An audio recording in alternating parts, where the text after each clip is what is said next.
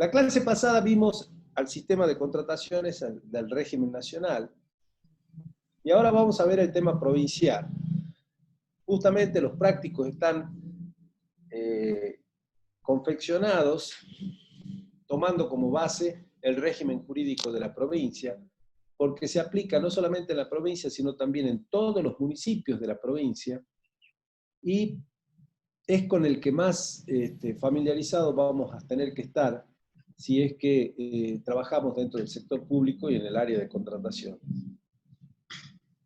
El sistema de contrataciones a nivel provincial, recordemos que en este caso, lo que ya un poco vimos en la clase pasada, ¿no es cierto?, que funciona este sistema a partir de la necesidad, ¿no es cierto?, de producir bienes y servicios que satisfagan a la comunidad por parte del Estado, y el Estado requiere de insumos, insumos que se adquieren, que se compran o que se contratan a través de este sistema, que es todo un sistema normativo, jurídico, que es conexo de apoyo a los sistemas de administración financiera, porque posibilita, ¿no es cierto?, la incorporación de todos los insumos necesarios que el Estado requiere para producir sus bienes y servicios públicos. El sistema de contrataciones comprende entonces todo lo que hace a la programación, a la gestión, al suministro y al control de bienes y servicios que adquiere, ¿verdad?, y que se obtienen mediante el procedimiento de compra. Y por esa razón entonces vamos a ver que no se trata de comprar como lo hacemos en la actividad privada, que vamos a cualquier lugar en lo personal y compramos, tomamos una decisión. En el Estado se requiere toda una serie de formalidades y formalismos, precisamente para evitar, en parte, porque todo no se puede evitar, lamentablemente, evitar en parte la posibilidad del mal uso de los fondos públicos. Es decir, para comprar cosas que verdaderamente no son de interés y de necesidad para el Estado. Y por esa razón, entonces, hay toda una serie de controles instrumentados, no solamente en este país, sino en todos los países del mundo, en el sistema de contratación. Todos regidos en función de lo que establecen las pautas del derecho administrativo y estructurado a partir, ¿no es cierto?, de una norma legal, con su decreto reglamentario, o sea, con su reglamentación. El nuevo régimen normativo de la provincia lo establece la Ley 8072 y el decreto reglamentario 1319/18. Como verán, es muy reciente el régimen normativo de la provincia. El sistema de contrataciones de la provincia originalmente estaba contemplado en la Ley de Contabilidad, cuando la Ley de Contabilidad salió allá por el año 1957, ¿verdad? Y se mantuvo dentro de la Ley de Contabilidad hasta la década del 80, en donde se sancionó una Ley de Contrataciones nueva y se lo sacó de la Ley de Contabilidad al régimen de contrataciones. Posteriormente se modificó en el año 96 con la Ley 6838, la que estuvo vigente hasta el año pasado, y desde el año pasado rige esta Ley 8072, que fue sancionada en el año 2017, pero que tenía una cláusula transitoria que establecía que iba a entrar en vigencia luego de 6 meses de sancionado el decreto reglamentario, o sea, la reglamentación de la ley, que recién salió a la luz en noviembre del 2018, el 1319/18, y los 6 meses se cumplieron entonces en mayo del 2019, el 15 de mayo, y desde esa fecha entró en vigencia la ley 8072.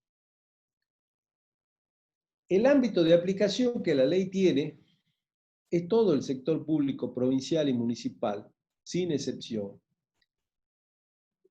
Y la posibilidad de que vamos a ver enseguida que tanto los otros poderes como los municipios pueden realizar una reglamentación propia. Por lo tanto, la reglamentación que dicta el Poder Ejecutivo, 1319/18, es de aplicación obligatoria para lo que es el Poder Ejecutivo, sea la Administración Central, descentralizada, empresas y sociedades del Estado, las sociedades de economía mixta y con participación estatal mayoritaria. O sea, todo lo que está dentro de la órbita del Poder Ejecutivo. El Poder Legislativo, el Poder Judicial, el Ministerio Público, la Auditoría General y la Fiscalía de Estado y las municipalidades pueden dictar sus propias normas reglamentarias de la ley. Normas, inclusive, que rigen para sus ámbitos, y siempre deben tener en cuenta y no apartarse de los principios y del espíritu de la ley. Eso es lo que establece la propia norma en el artículo 2.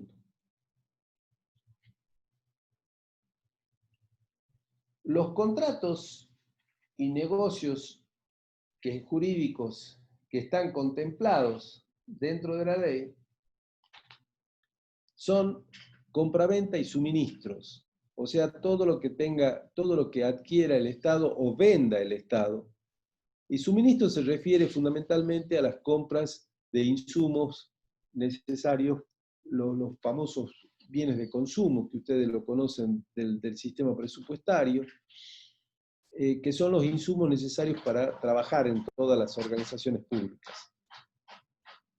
Están además los contratos de consultoría, están las locaciones de inmuebles, los contratos de obras y servicios públicos, los leasing, las permutas, la obra pública, la concesión de obras públicas, las concesiones de servicios públicos, y todos aquellos no excluidos expresamente. Como verán entonces, la mayoría de los contratos que el Estado utiliza para relacionarse, ¿no es cierto?, con la economía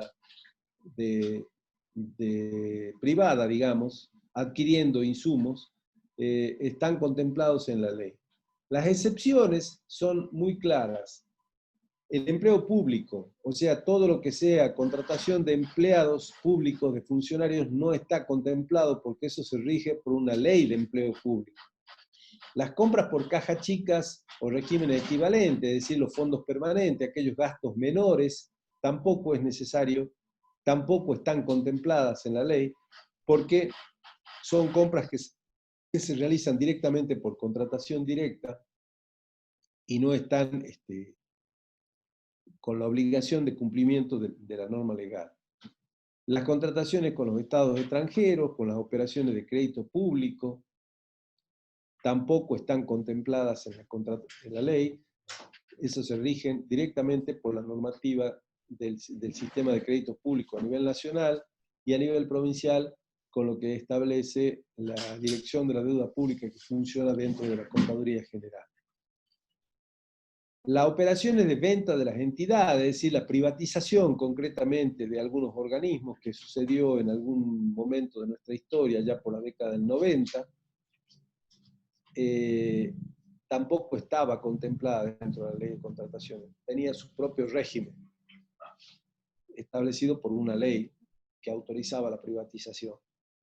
Los acuerdos con los estados provinciales, municipales o los convenios de colaboración con particulares, siempre que sean sin fines de lucro, tampoco están contemplados de la ley. Entonces, ya tienen un panorama claro de cuáles son los contratos comprendidos y los contratos que no están comprendidos dentro de la ley. Las reglas generales que se aplican a todos los contratos, fundamentalmente está vinculado con lo presupuestario, en primer lugar. Ustedes saben que toda compra o contratación que el Estado realiza implica un gasto presupuestario, implica la ejecución de un gasto presupuestario. Por lo tanto, el primer requisito o regla que se debe tener en cuenta para comenzar el trámite de una contratación es precisamente contar con la autorización presupuestaria o crédito legal previo, o sea, la partida necesaria para realizar el trámite con imputación del gasto a esa partida precisamente. En segundo lugar, resguardar niveles de competencia para la celebración y ejecución de los contratos. En tercer lugar, la preparación mediante expediente de cláusula y condiciones administrativas y técnicas del contrato. En cuarto lugar, la adjudicación de contratos. Y por último, la formalización de contratos.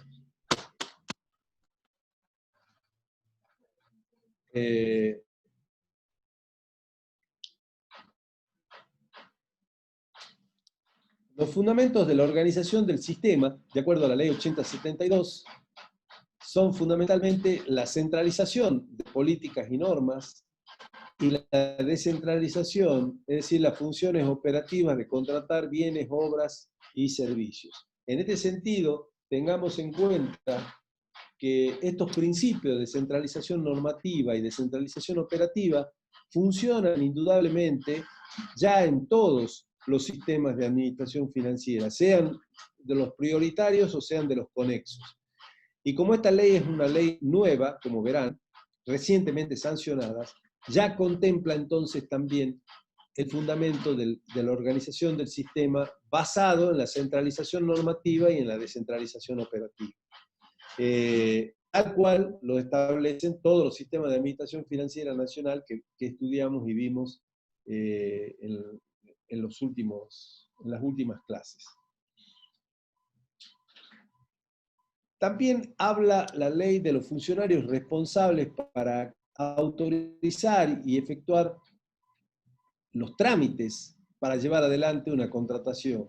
Y en ese sentido, habla de que el órgano titular de la unidad operativa, o sea, el organismo donde funciona una unidad operativa, va a efectuar la selección y el nombramiento de los funcionarios responsables para cada tipo de contratación que realice dicha unidad. O sea, el director del organismo, ¿no es cierto?, define con la gente de la oficina de compras de ese organismo quiénes van a ser los funcionarios que van a llevar los responsables para cada contratación, donde en general se conforma una comisión, ¿no es cierto?, que va a hacer la evaluación de las ofertas y donde están presentes las personas que más conocen justamente del tema o del artículo o del insumo que se está adquiriendo. Y de esa forma entonces, esa comisión va a ser la encargada de evaluar y de llevar adelante el proceso de la contratación. En otro orden de cosas, digamos que los facultados para llamar a licitación, para llamar a los distintos sistemas de selección que establece la ley, están marcados acá en la placa. Es decir, la licitación pública y las subastas solo pueden ser autorizados por ministros, secretario general de la gobernación, intendentes, presidentes de organismos descentralizados y sociedades del Estado.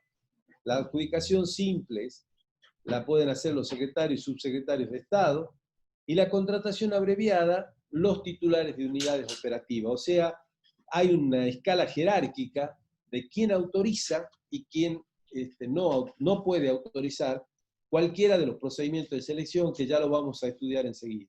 Si hay alguna consulta, Rosario, ¿no? No, no hay ninguna pregunta. Porque alguien levantaba la mano, según... Sí, pero no preguntaron nada. No preguntaron nada. Bueno.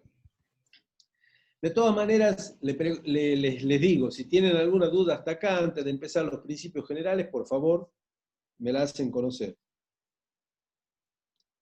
Así avanzamos ya con los principios generales.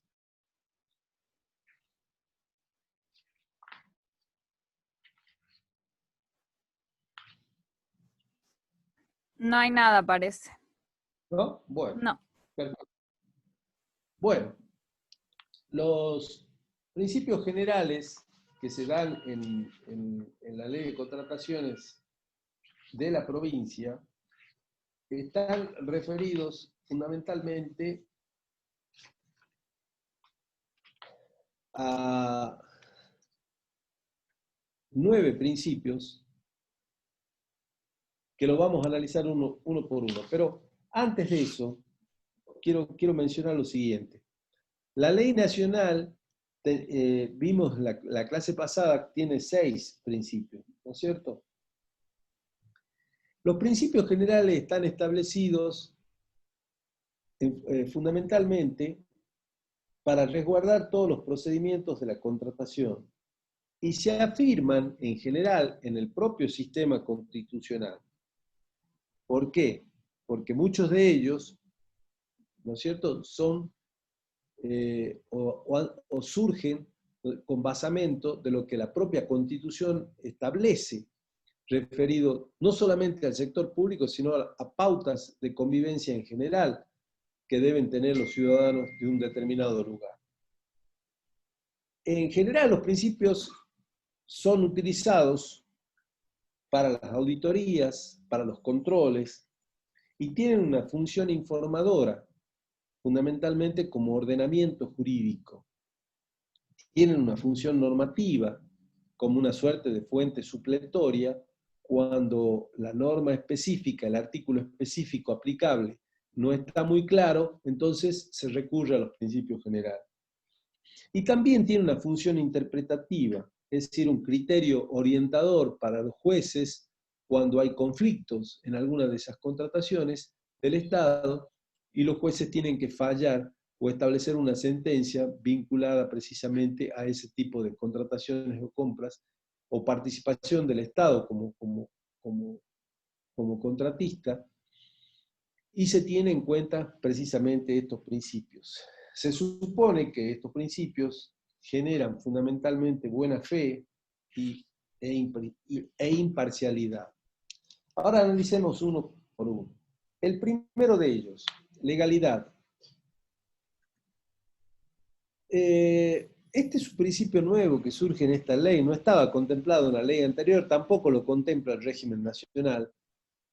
Y yo estimo como que es redundante, es decir, si estamos ante una presencia de una norma legal, es decir, establecer un principio que diga que hay que cumplirla, me parece redundante, porque si hay una ley, hay que cumplirla. No necesita que tenga un principio ahí adentro que establezca que la ley hay que cumplirla.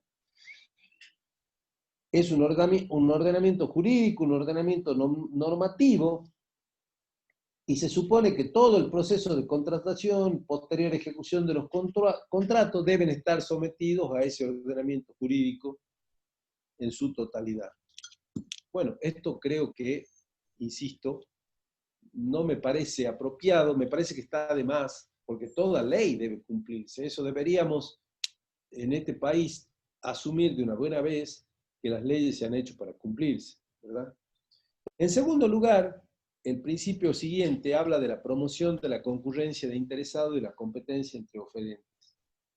El principio de la concurrencia se toma en cuenta fundamentalmente porque se entiende que la concurrencia posibilita una mayor competencia, y esa mayor competencia redunda en beneficio del Estado, toda vez que ante la mayor participación, el Estado tiene para seleccionar, para elegir una mucho más variada posibilidad de ofertas, con lo cual es posible que encuentre una más conveniente, mejor dicho, en ese cúmulo de ofertas que se puedan generar a partir de una buena concurrencia de oferentes. Mayor cantidad de oferentes, hay una mejor posibilidad de elegir. Para ello, ¿no?, es necesario que tengamos pliegos objetivos, procedimientos simplificados, se le dé participación a las pymes, plazos de entregas posibles, todo eso en defensa de la competencia fundamentalmente, y que nos permita de esa manera conseguir el mejor precio.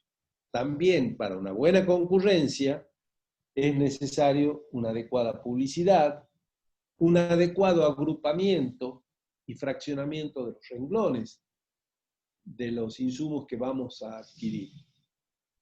Esto tiene que ver con la promoción. En tercer lugar está la transparencia. Probablemente el principio más importante y probablemente el principio que más le falta a nuestra sociedad, lamentablemente. No solamente en lo que hace al Estado, al manejo del Estado, sino en general a todos los comportamientos sociales y comunitarios que tenemos dentro de nuestra sociedad. Transparencia. Vaya palabra necesaria para convivir en nuestra sociedad. La transparencia es indudablemente la suma de todos los principios. ¿Por qué? Porque transparencia implica razonabilidad, libre concurrencia, publicidad, responsabilidad de los funcionarios, igualdad de los oferentes, prácticamente la suma de todos los principios.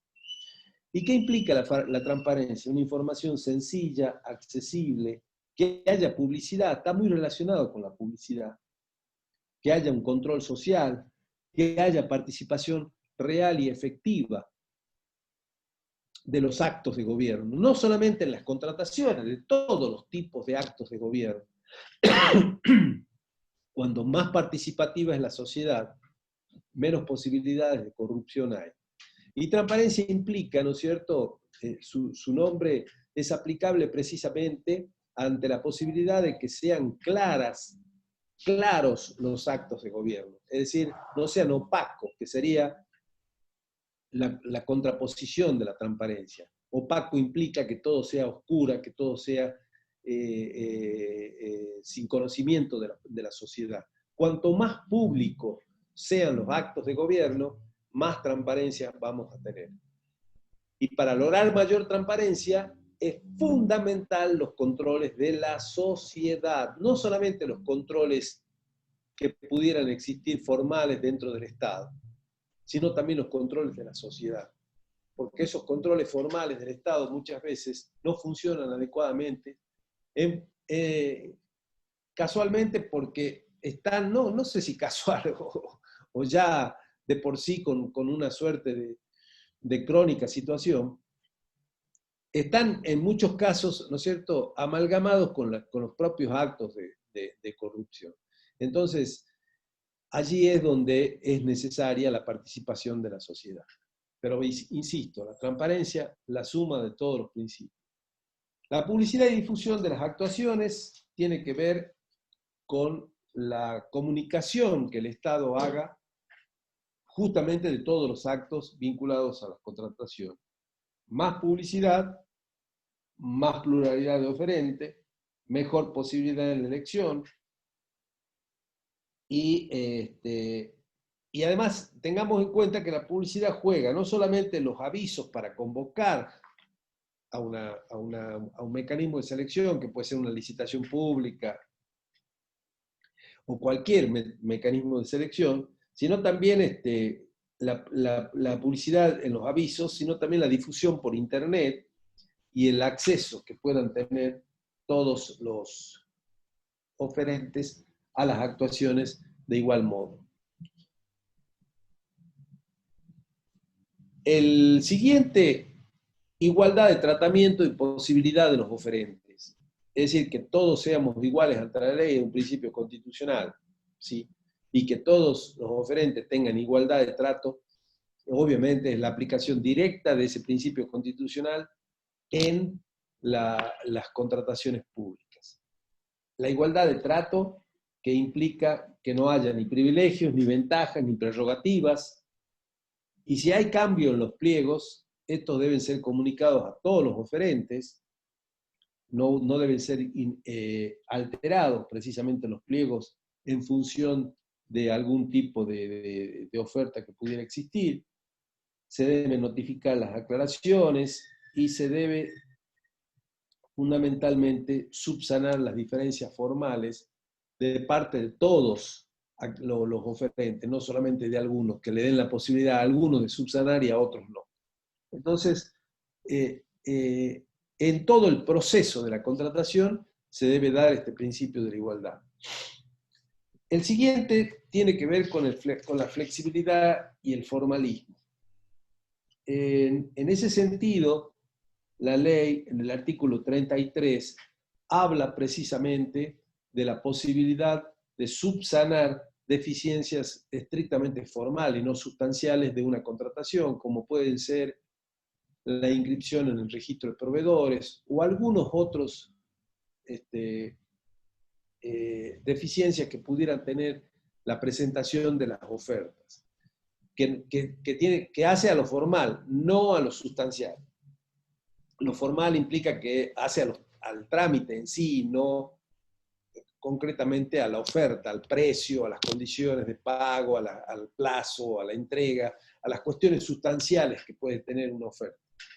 Entonces, este principio trata de darle flexibilidad a los funcionarios para que no quede demasiado aferrado al formalismo. Digamos que ese formalismo sea moderado en el procedimiento y permita ese grado de flexibilidad que no impida una mayor concurrencia, porque si nos ponemos en demasiado formales, que es lo que terminamos afectando la posibilidad de una mayor concurrencia. La siguiente razonabilidad del proyecto está vinculado fundamentalmente a la decisión del procedimiento de selección, a la planificación adecuada de las necesidades que se tramitan justamente para adquirir, y no se puede comprar cualquier cosa ni contratar cualquier servicio, debe tener medianamente un fundamento basado en la necesidad en una necesidad pública o una necesidad del organismo para producir servicios públicos a los fines de satisfacer las necesidades de la comunidad. Es decir, la razonabilidad implica, en definitiva, también desde el inicio de la gestión hasta el final del proceso, que todo sea de alguna manera razonal y lógico que sucede, de tal manera que no nos topemos, ¿no es cierto?, con una situación total y absolutamente irracional. El siguiente principio es el de la eficiencia y eficacia, que ya lo vimos, ¿no es cierto?, en el sistema presupuestario, en el presupuesto por programa, de qué es lo que representan estos principios. Pero lo sorprendente es que no esté el principio de economía. Justamente el principio de economía quizás es el más aplicable para las contrataciones, porque el principio de economía es precisamente adquirir insumos al menor costo posible. Dentro, por supuesto, de una calidad determinada. Ustedes saben que lo barato sale caro, en ese sentido no es cuestión de buscar solamente precios, pero dentro de iguales calidades, sí buscar la economía. Pero no está el de eficiencia y eficacia. Y ya no aplicados como producción pública, como lo teníamos en el presupuesto por programa, sino eficiencia y eficacia en la tramitación de la contratación. Es decir, que los bienes deben reunir requisitos de calidad, precio, plazo, mejores condiciones, fundamentalmente ser homogéneos, vinculados, ¿no es cierto?, con la eficiencia y la eficacia, llevar a buen término todo el proceso de la contratación. Y por último, el principio de sustentabilidad. Sustentabilidad es un elemento que ha surgido en los últimos tiempos y que justamente tiene que ver con el mejor impacto al ambiente, las mejores condiciones éticas y económicas y el cumplimiento de la legislación laboral vigente. Fundamentalmente este principio deberá incorporarse en forma gradual, dice la ley, gradual y progresiva a los pliegos para que esos criterios sean considerados como convenientes en las compras. Es decir, todo aquello que impacte de menor forma o de menor manera, digamos, al ambiente, allí donde existan contratistas que tengan situaciones de cumplimiento de legislación laboral vigente, y allí donde haya mejores condiciones económicas y éticas, allí tendremos entonces el cumplimiento de este principio de sustentabilidad. ¿Hasta acá alguna consulta, por favor? Ninguna pregunta hay.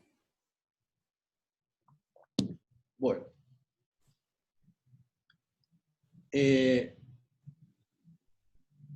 La norma jurídica sigue con las contrataciones públicas electrónicas.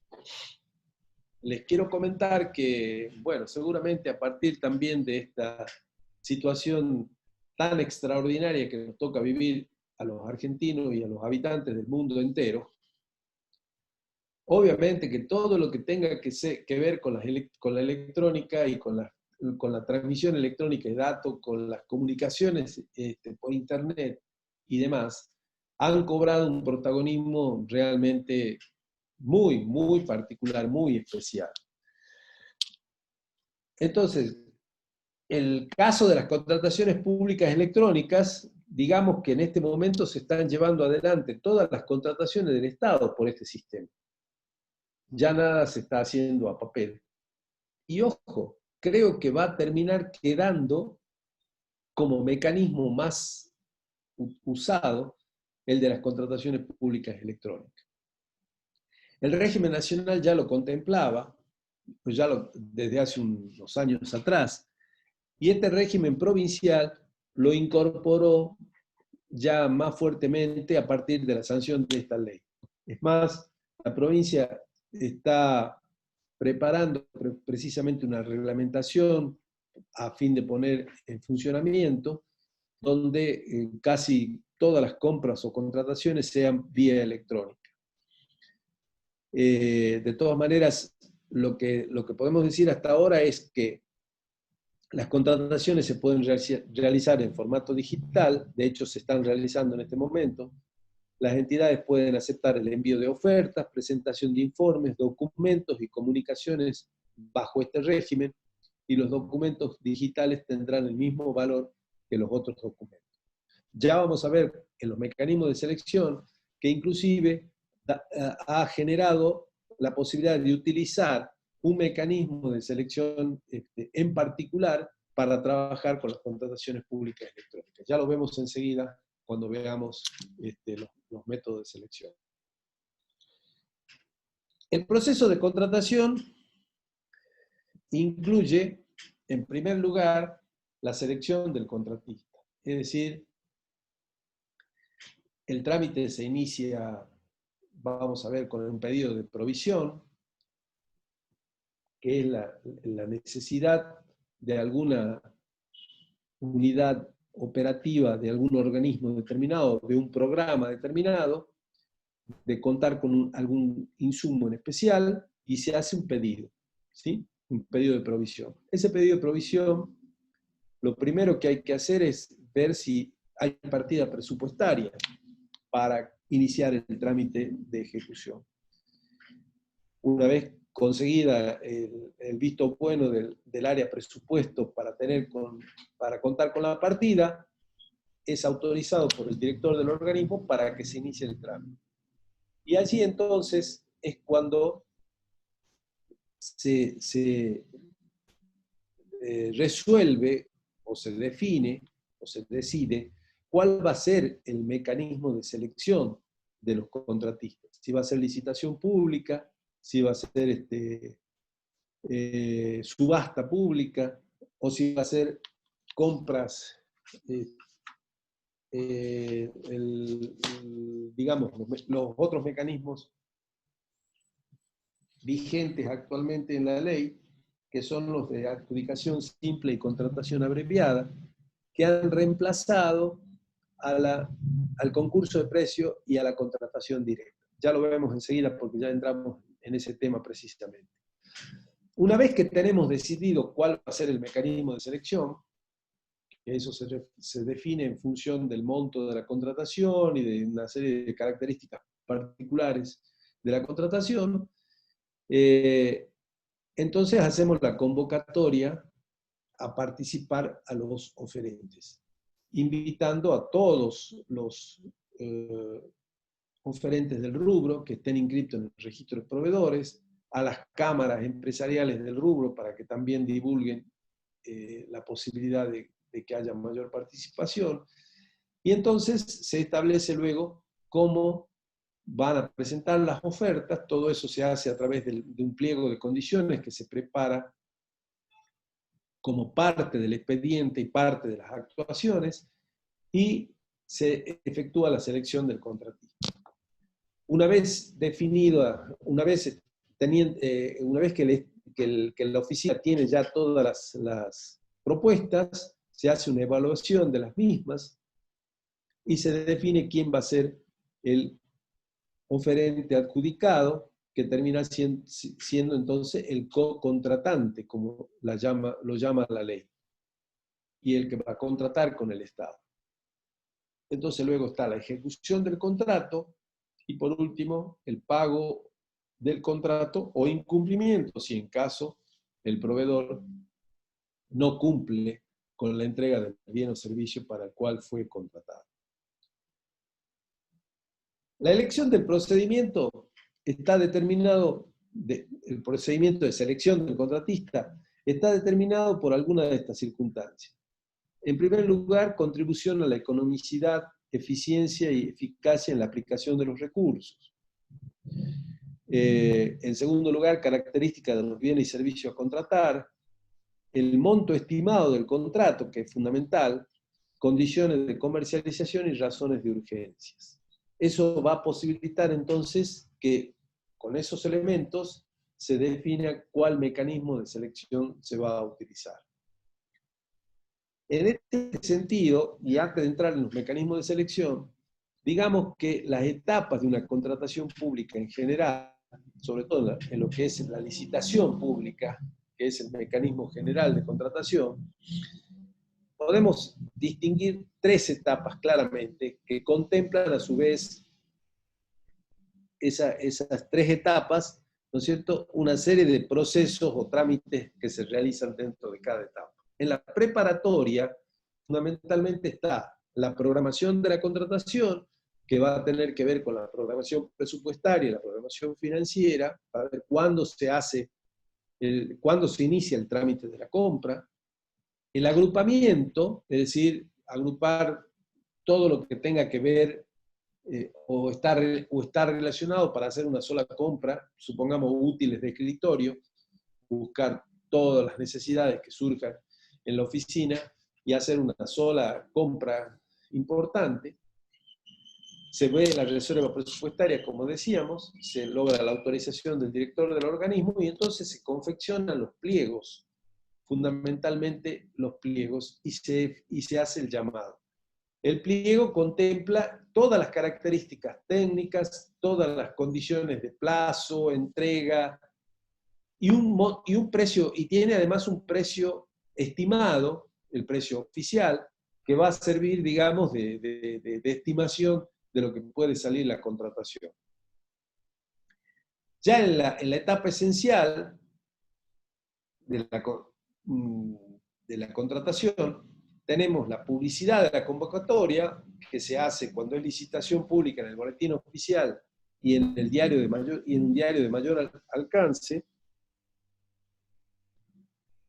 Si es por los otros mecanismos de adjudicación simple o contratación abreviada, no requieren, ¿no es cierto?, de publicación en los diarios, y la publicación en el boletín se puede hacer inclusive después, ya lo vemos enseguida. Luego viene la recepción de las ofertas, para lo cual se fija una fecha de acto de apertura o de fecha límite para entrega de las ofertas. Ya con todas las ofertas se hace la evaluación, una preadjudicación que hace la comisión que está trabajando en la evaluación, las impugnaciones que pueden llegar a surgir a partir de la preadjudicación que hacen los contratistas que no han sido preadjudicados y pueden hacer cuestionamientos a esa preadjudicación, y luego ya con todos esos elementos en mano, el director del organismo o el ministro del área respectivo hace la adjudicación y la aprobación de la contratación, lo que da lugar a que se perfeccione el contrato o se emita la orden de compra para el caso de si es un suministro. Y entonces ya vamos a la etapa del cumplimiento contractual, que es la ejecución normal, las modificaciones que se pueden llegar a dar, si es que surgen algunos inconvenientes para la provisión del bien o del servicio, la recepción de esos bienes y servicios, las penalidades y sanciones que pueden jugar en el caso de que no se cumpla con lo que está establecido en los pliegos o en la orden de compra o en el contrato, y por último la liquidación y pago. Estos serían todos los pasos, en definitiva, estas 3 placas que vimos, todos los pasos de una contratación, lo cual ustedes deben conocer, digamos, de buena forma, porque indudablemente esto le marca todos los procedimientos que hay que llevar adelante para una contratación. Contador, hay Entonces, una consulta. sí, ¿Y podría dar, por favor, un ejemplo de programación de la etapa primera? ¿cuál etapa? ¿Programación? Ahí. Bueno, este quizá es el tema que más deberían conocer ustedes, si es que me han seguido las clases de programación presupuestaria y programación financiera. Porque recuerden que estamos hablando de contratación, y este es un conexo del presupuesto y de la tesorería.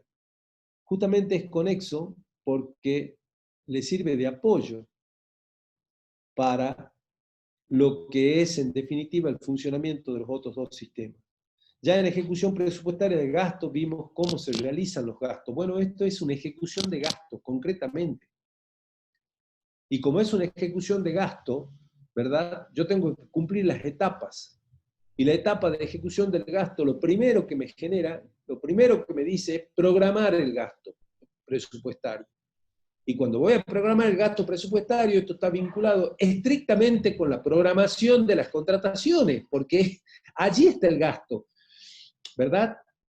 Salvo el gasto que tenga que ver con el pago de salarios, de sueldos, todo lo demás se hace a través de contrataciones, de compras, adquisición de insumos por parte del organismo o del Estado en general, ¿verdad?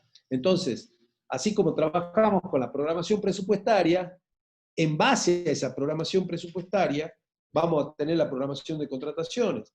O en muchos casos, ¿no es cierto?, el organismo programa cómo va a realizar las compras, ¿sí? Y lo concilia, digamos, lo consensúa con la programación presupuestaria. Pero en general, digamos, siempre se tiene en cuenta la programación presupuestaria y la programación financiera, ¿sí? Que está basada fundamentalmente en las 3 etapas de ejecución del gasto, porque la programación presupuestaria establece los cupos o cuotas de compromiso y de devengado, y la programación financiera, la del pagado, la última etapa. Bueno, en una contratación, toda la programación de la contratación debe estar vinculada a esa ejecución del presupuesto y a la programación presupuestaria y financiera. Debe estar totalmente vinculada. ¿Por qué? Porque una contratación no es un compartimento estanco que nos manejamos por aparte, no. Está todo relacionado. Esto lo dijimos cuando vimos sistema de administración financiera. Esto lo vemos desde un enfoque sistémico. Por lo tanto, está íntimamente vinculado todos los sistemas de administración financiera. Y cuando yo voy a realizar una compra, tengo que ver si tengo partida presupuestaria. Si hay partida, bien. Y después, toda la realización de la compra va a estar vinculada precisamente a la cuota de compromiso, a la cuota de devengado y a la cuota de pagado que me dé la programación financiera. ¿Se entiende? Sí, perfecto. No hay más preguntas. Bueno. Entonces, vamos a los procedimientos de selección del contratista. La ley nueva, la 8072, ha cambiado significativamente los mecanismos de selección, de los procedimientos de selección del contratista.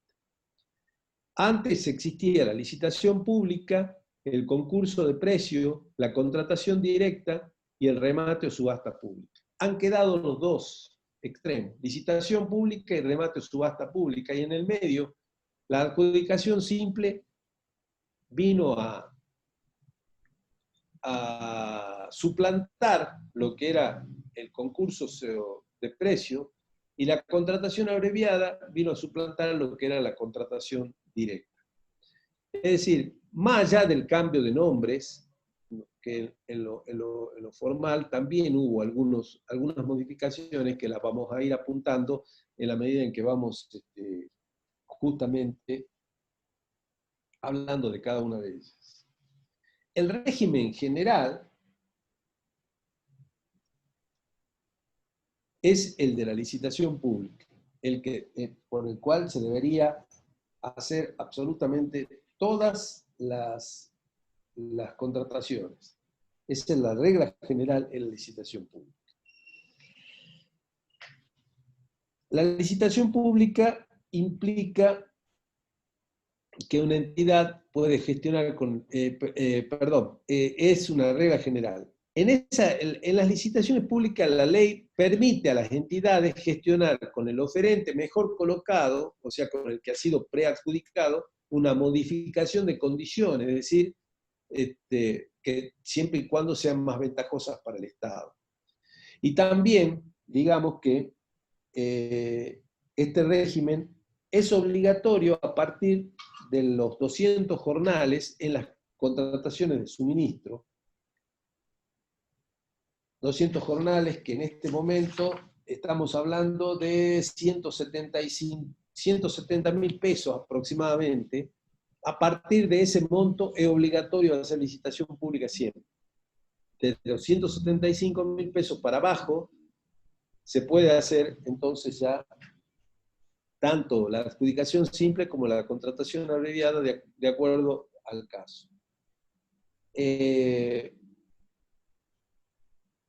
La licitación pública implica el cumplimiento de una serie de formalidades. Ya dijimos que hay que hacer publicaciones en el boletín oficial, en el diario de mayor circulación. Ustedes deben haber visto los avisos que muchas veces salen en los diarios, ¿no es cierto?, convocando a una licitación pública para la adquisición de algún bien o para la contratación de algún servicio. Y ese tipo de contratación implica un mayor plazo de tiempo en el proceso de llevarla adelante.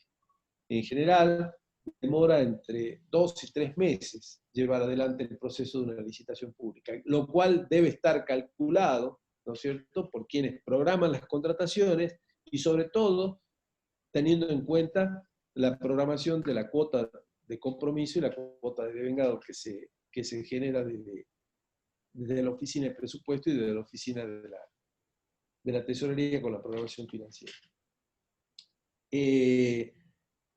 La licitación pública puede hacerse también en doble sobre, que es cuando en el sobre 1 se van todos los antecedentes de la empresa, toda la calidad y condiciones técnicas del bien o servicio que se está ofertando, el cumplimiento de todos los requisitos que exige el pliego de condiciones, y en el sobre 2 va exclusivamente el precio.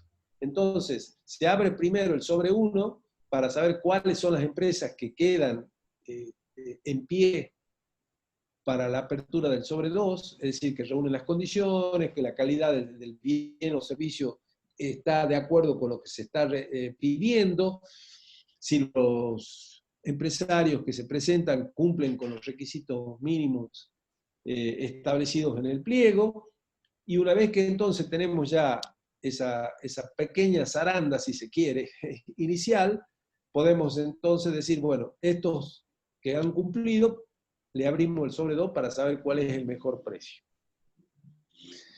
Esto sucede en general en las obras públicas, sobre todo, en contratos importantes de obras públicas. La adjudicación simple se puede utilizar fundamentalmente cuando el monto no supera el límite fijado para la licitación pública. Acá figura como 75.000, pero en realidad estamos hablando ya de 175.000 pesos, conforme al nuevo valor que está establecido de los 200 jornales. Este ya es un procedimiento mucho más sencillo. Se puede garantizar un buen marco de concurrencia en la medida en que se le dé publicidad a la participación de la mayor cantidad de oferentes, y en el caso de que no se logre la finalidad, se podrá realizar una contratación directa mientras no exceda el 5% del precio testigo. Esto es, el precio testigo fundamentalmente es aquel que maneja el órgano rector, la unidad central de contrataciones, y tiene precio de todos los bienes que se utilizan como precios testigos. El mecanismo de la adjudicación simple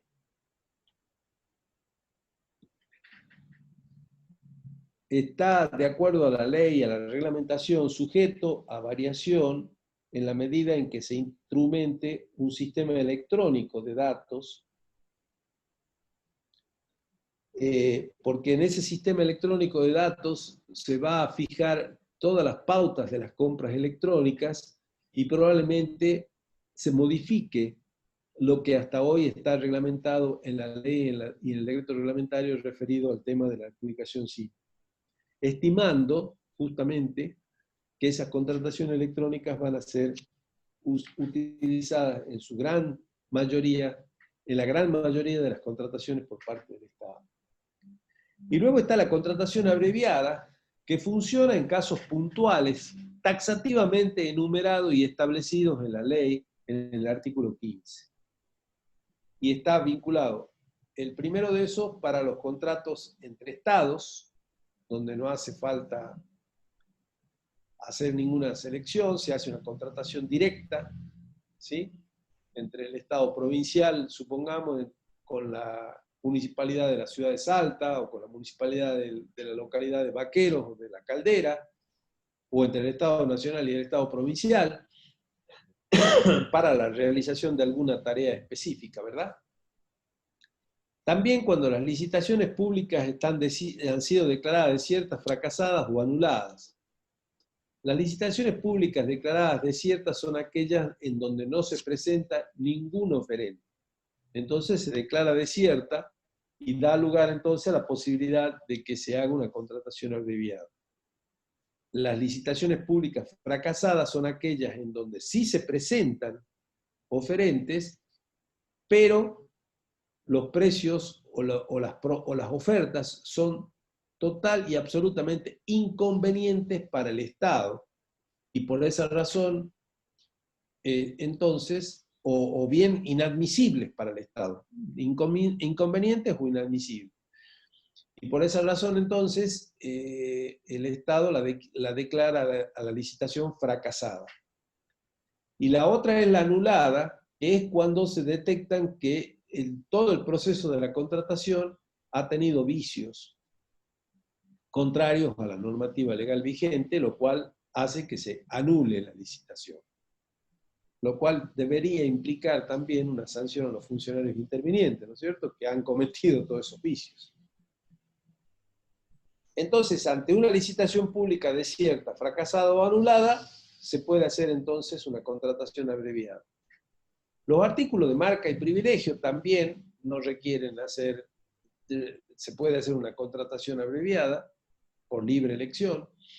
Esto ocurre con algunos, como dice el nombre, artículos de marca, con el que no tienen competencia, porque son únicos y no se puede comprar otra cosa. Si tenemos una máquina, una computadora,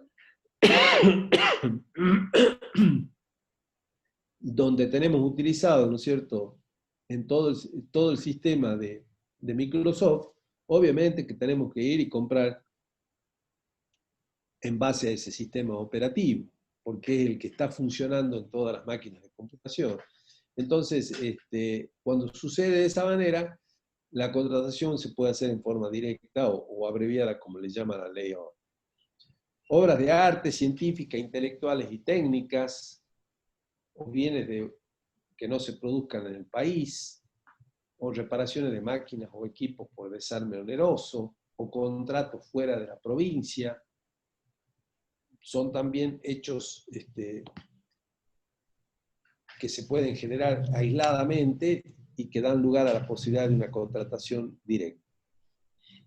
Las razones de urgencia y emergencia, que es muy utilizado este artículo 15, inciso I, precisamente en algunas contrataciones, que para evitar llevar adelante el proceso de una licitación pública, aducen razones de urgencia y emergencia. Esas razones de urgencia y emergencia deben estar probadas, como mencionábamos en la clase anterior cuando veíamos el régimen nacional. En muchos casos no queda probada formalmente y sin embargo es utilizado como mecanismo de selección, aduciendo esas razones de urgencia y emergencia. El caso de semovientes, ejemplares de características especiales, productos perecederos, material bibliográfico, o sea, supongamos en la universidad cuando va a comprar libros, no tiene que hacer una licitación pública y un concurso de precios. Lo hace por contratación directa justamente porque los libros, si vamos a comprar el libro de Achabayán, supongamos, el precio es único y el autor es el necesario para estudiar, por lo tanto no entramos en competencia de elegir distintos autores y al menor precio no podemos hacer ese tipo de evaluaciones. Por lo tanto, con el material bibliográfico justamente hacemos contratación directa. Algunos productos de escasez en el mercado local o empresas sociales inscritas en el Registro Provincial de Empresas Sociales, que este es un registro que se creó hace aproximadamente 10 años en la provincia y donde se han inscrito una serie de empresas sociales que trabajan precisamente con estas características que establece la ley de este Registro Provincial de Empresas Sociales. Entonces, para contratar con ellas no es necesario realizar ningún mecanismo de selección. Bueno, el último mecanismo de selección es el de remate o subasta pública, muy utilizado para la venta de bienes que realiza el Estado. Recuerden cuando analizábamos ingresos de capital en la ejecución de recursos presupuestarios, hablábamos de venta de bienes. Bueno, el mecanismo mediante el cual se venden los bienes es la subasta, dentro del régimen de contrataciones, que no solamente incluye compras, sino también ventas de bienes del Estado. La subasta es el típico procedimiento de selección para una venta, pero que ahora se está utilizando también para la compra. ¿En qué sentido? En estas compras electrónicas, precisamente, que yo les mencionaba, que está avanzando bastante, en general, el procedimiento es el siguiente. Se fija una fecha determinada para que los oferentes manden por correo electrónico todos los antecedentes de la empresa, todas las características del bien que ofertan y el cumplimiento de los requisitos que el pliego establece para la presentación de oferta. Todo ello en un plazo determinado. Una vez que se tiene ya la cantidad de oferentes que se han presentado, supongamos que sean 10, la oficina establece un día concreto, un día y una hora determinada, y les dice, mire, el viernes de 17 a 18 se abre dentro de la página del organismo la posibilidad de que ustedes hagan la oferta económica.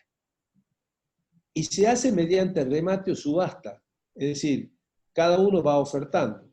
Uno empieza ofertando 1.000, el otro dice, no, yo lo oferto en 9.80, el otro en 9.50, en 9.30, en 9.20, y así hasta lograr al final del tiempo otorgado cuál es el menor precio en la medida en que todas las otras condiciones, como les decía, respondan a los requerimientos que establece el pliego para el insumo que se está tratando de adquirir. Este es el mecanismo que se está utilizando en estos tiempos.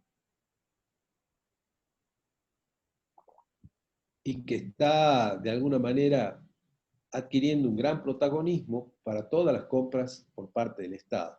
Por eso yo decía que quizás la licitación pública, la contratación abreviada o el mecanismo de adjudicación simple empiecen a pasarse de moda, digamos, porque casi todas las compras se van a empezar a realizar a través de esta suerte de subasta pública, utilizado no solamente, como vemos, para las ventas, sino también para las compras. ¿Hasta acá alguna consulta? Sí, acaban de hacer una pregunta. ¿Con la contratación electrónica ya no existiría la venta de pliegos? No, sí. Los pliegos son, lo que ocurre es que los pliegos ya no se venden.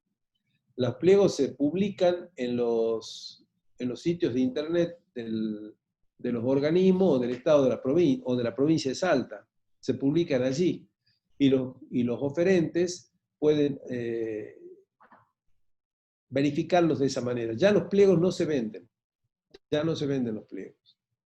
Justamente la ley contempla que solamente en casos muy excepcionales los pliegos serán vendidos. En general los pliegos ya no se venden. ¿Sí? ¿Alguna consulta más? Bueno, preguntaron sobre la bibliografía, pero la puede decir al final de la clase. Sí. Nosotros vamos a subir una suerte de manual del sistema de contrataciones, donde está régimen nacional y provincial, flamante, que hemos sacado el año pasado, ya con la nueva ley provincial, que ha sido confeccionado por la contadora Ana Barbieri y yo. Justamente lo vamos a subir para que tengan ustedes dónde estudiar, porque el régimen provincial no lo van a encontrar, salvo la ley. Obviamente que la ley la tienen que ver, la tienen que leer. No es tan solo el manual, como les digo, sino también lean la ley mientras estudian con el manual. Y el régimen nacional lo van a encontrar en Achabayán,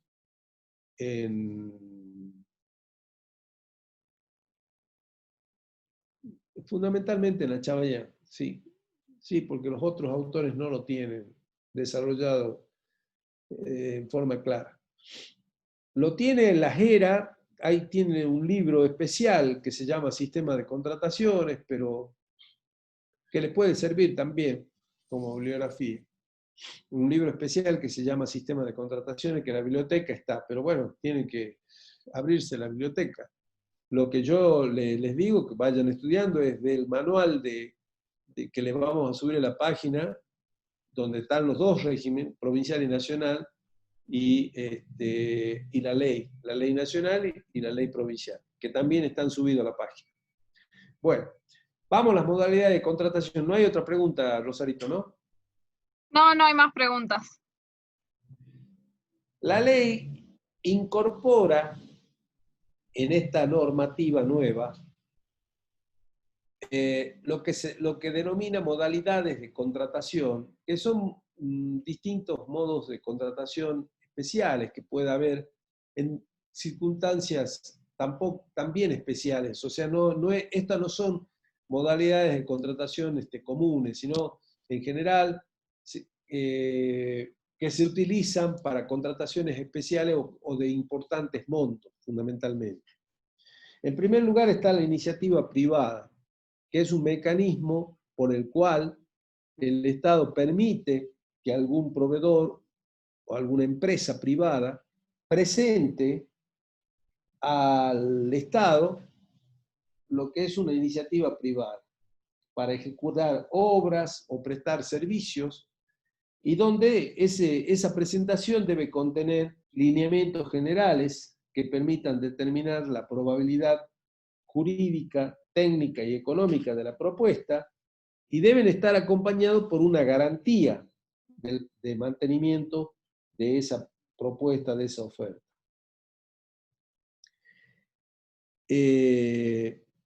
No es un mecanismo muy utilizado, como verán, no hay muchos ejemplos para dar, Pero bueno, yo lo único que recuerdo en algún momento que hubo presentaciones con iniciativas privadas, sobre todo para la explotación de determinados lugares turísticos o para la explotación de determinados lugares, como puede ser la parte del Cerro San Bernardo o del Parque San Martín, recuerdo en algún momento, pero que no han progresado, no han avanzado, no han sido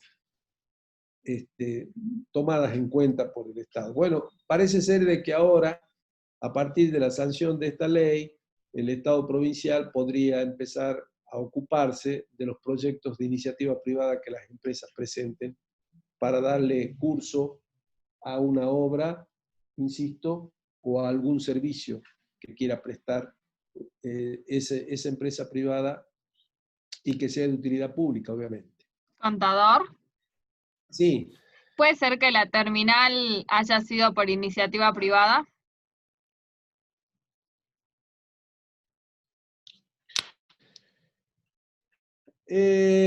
Cierta forma, pero no del todo, no del todo. Pero sí, la Verdad del Norte en aquel momento hizo toda una presentación que después la municipalidad le dio curso. Pero ya había una suerte de acuerdo y de pedido que la propia municipalidad, como una suerte de privatización del servicio de la terminal, que había establecido la municipalidad en aquel entonces, previamente, digamos. Pero sí, puede ser un ejemplo. Y quizá otro ejemplo, los ejemplos en general están en la municipalidad, ¿no? Porque en la provincia muy pocos casos se han dado. Yo no recuerdo últimamente ninguno, concretamente en la provincia. Pero sí, en la municipalidad también hay otro caso para tomar en cuenta, que es la construcción del puente peatonal que existe en la avenida Chile para cruzar la autopista o la avenida desde la rural hasta la Coca-Cola, digamos, que lo presentó la Coca-Cola y lo aprobó la municipalidad y lo llevó adelante la Coca-Cola. Precisamente porque la empresa estaba, digamos, muy preocupada con la cantidad de accidentes de personas atropelladas por vehículos, justamente, que cruzaban la avenida.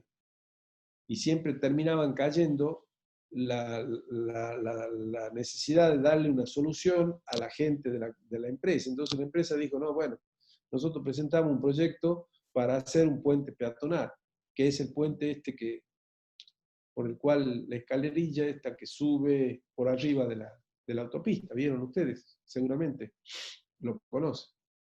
Ese fue un proyecto de iniciativa privada que se presentó al municipio en algún momento. Bueno, sigamos. Llave en mano. El llave en mano implica, cuando se considera conveniente, concentrar en un único proveedor la realización integral de todo un proyecto.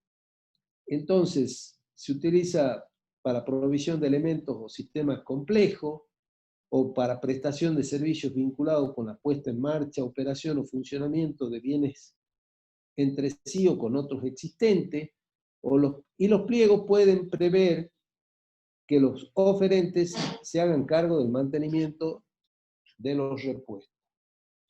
Esto sucede en general cuando se compra equipamiento bastante complejo, en algunos casos también para algunas obras de vivienda, donde se dice, bueno, llave en mano implica que toda la provisión de elementos y toda la construcción está a cargo, bajo la responsabilidad de una empresa, aun cuando lo lleven adelante subcontratistas de esa empresa, aparte de esa construcción o aparte de ese equipamiento. Pero la empresa que tiene la adjudicación presenta luego toda la ejecución de la obra o del servicio y le entrega al Estado llave en mano, que por eso se llama llave en mano, porque entrega ya con todos los servicios y con todas las obras ejecutadas. Insisto, es para determinados tipos de obras que son, digamos, complejas o construcción de vivienda, donde, bueno, quizás algún contratista se encarga de la carpintería, otro de la pintura, otra de la electricidad, y el que hace la obra termina concentrando en él la responsabilidad de coordinar todas las acciones que pudieran llevarse a cabo dentro de la obra. Y se entrega como llave en mano la contratación por parte del contratista principal. La orden de compra abierta es otra modalidad de contratación que se incorpora con esta ley y que da la posibilidad de que cuando la cantidad de bienes y servicios adquiridos o las fechas o plazos sean variables y la demanda según las necesidades concretas del servicio, va a permitir a la entidad entonces contratante realizar requerimientos conforme a las necesidades. Es decir, una licitación de compra de bienes se realiza y se deja abierta la orden de compra para futuras provisiones en la medida en que se mantengan las mismas condiciones establecidas en la licitación. Y se hacen en general cuando hay fundamentalmente adquisición de bienes y servicios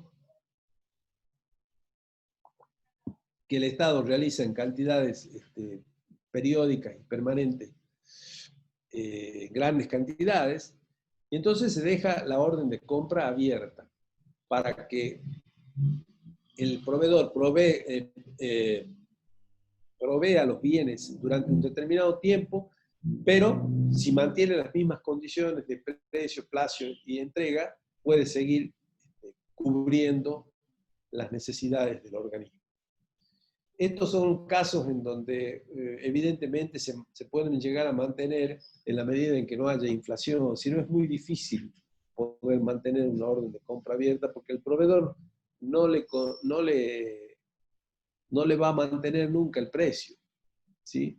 Salvo que el pliego contemple la posibilidad de ajuste de precio para el caso de un índice inflacionario significativo. La otra modalidad es las contrataciones consolidadas, que están vinculadas también a la posibilidad de que varios organismos, ¿no es cierto?, se organicen y se reúnan para realizar la compra de algún bien. Supongamos compra de papelería. Hay que comprar remas de papel para todos los organismos de todos los ministerios. Entonces las oficinas o las unidades operativas de los ministerios se juntan, se reúnen, designan a una de ellas como que va a realizar el proceso de la contratación, pero esa compra se hace para todas las unidades operativas, para todas las entidades, para todas las jurisdicciones, perdón, que participan. Por eso se llama contrataciones consolidadas. Una sola gran compra que en general se la puede llegar a utilizar precisamente para lograr mejor precio, justamente ante la cantidad que se está comprando. Esto también es una innovación de esta ley, esto no estaba en la ley anterior, y lo incorpora como una modalidad de contratación que se puede utilizar, y lo reglamenta, obviamente, la norma legal y reglamentaria del sistema. El siguiente es el acuerdo marco,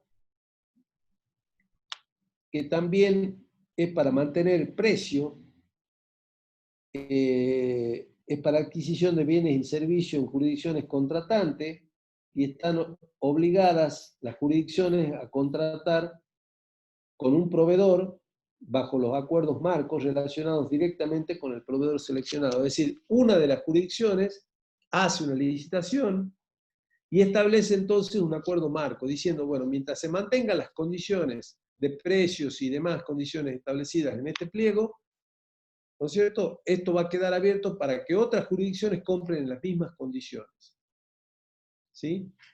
Eso también funciona en la medida en que no haya inflación, si no es muy difícil que el proveedor pueda mantener, insisto, el precio y las condiciones establecidas en el pliego confeccionado en el mes de febrero del 2020 a octubre, noviembre del 2020, donde la inflación ha sido significativa y ya el proveedor no puede mantener los mismos precios, ¿sí?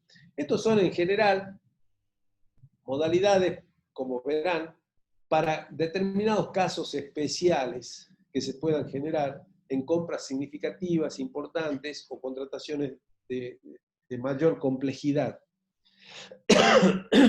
Y el último es el concurso de proyectos integrales, que en general puede tener por objeto la elaboración y estudio de determinados proyectos. Se aconseja, se parece, digamos, se asemeja bastante a la iniciativa privada y se toma el mismo procedimiento de selección.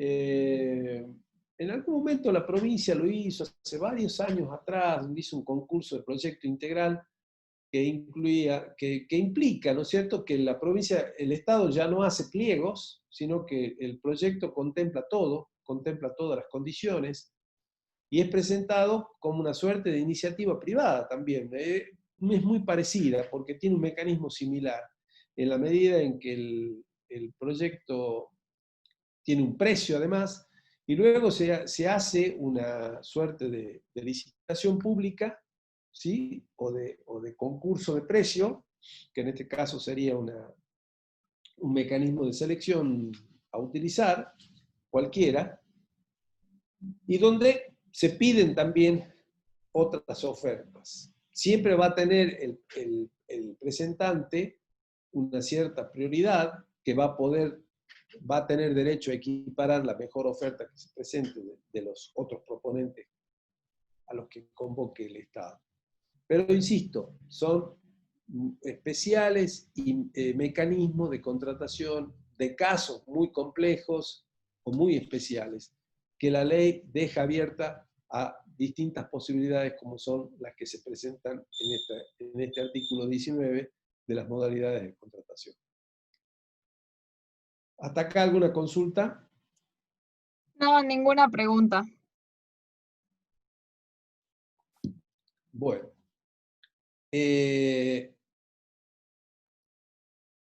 La documentación básica de los contratos sigue los lineamientos normativos de la siguiente forma, con este orden jerárquico. Las disposiciones de la ley, los pliegos de condiciones generales y los pliegos de condiciones particulares.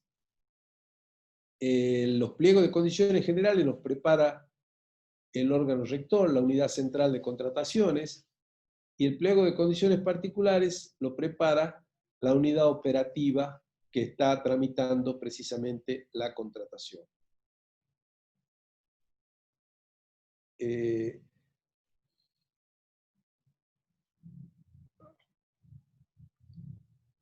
Hasta acá entonces vamos a dar la clase de hoy.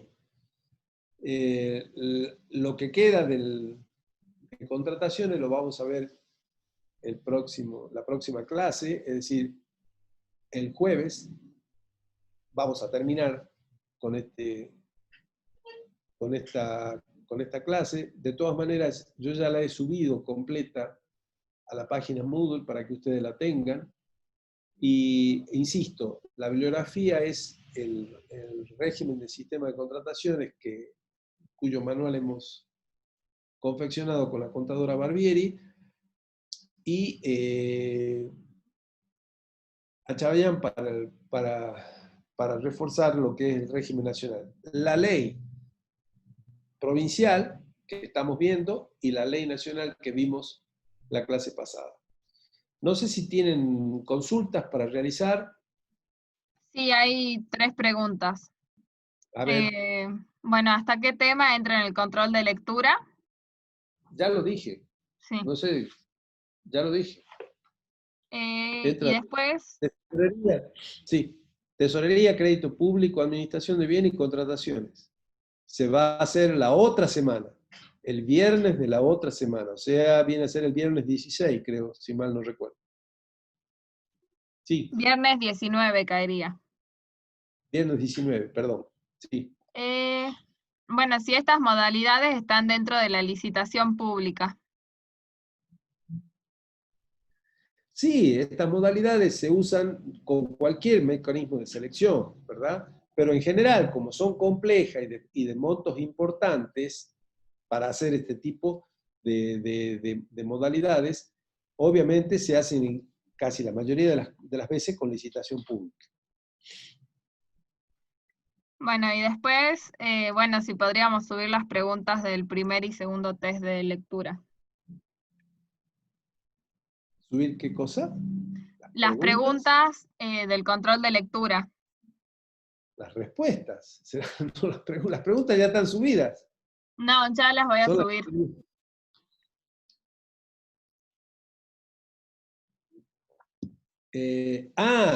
subirlas a la página Moodle. Sí, sí, sí, Claro, sí. sí, Las preguntas que se utilizaron para la evaluación, claro, ellos no sí, tienen acceso. Yo pensaba que habían quedado. Sí, sí, está bien, sí, sí, se las ok. subimos, Rosa Medrano. Bueno, ya las subo entonces. De la primera y de la segunda, para que las tengan presentes. Y bueno, no hay más consultas. Bueno, muy bien. Entonces, el jueves estaremos terminando esta clase y comenzando ya el sistema contable. Muy bien. ¿No hay ninguna Bueno, pregunta más? no hay más preguntas. Bueno, hasta la próxima. Que Nos estén bien. vemos. Nos vemos. Chao, Rosarito. Estamos en contacto esta tarde. Sí, sí, Cualquier cosa. Bueno, dale. gracias. Chao, chao.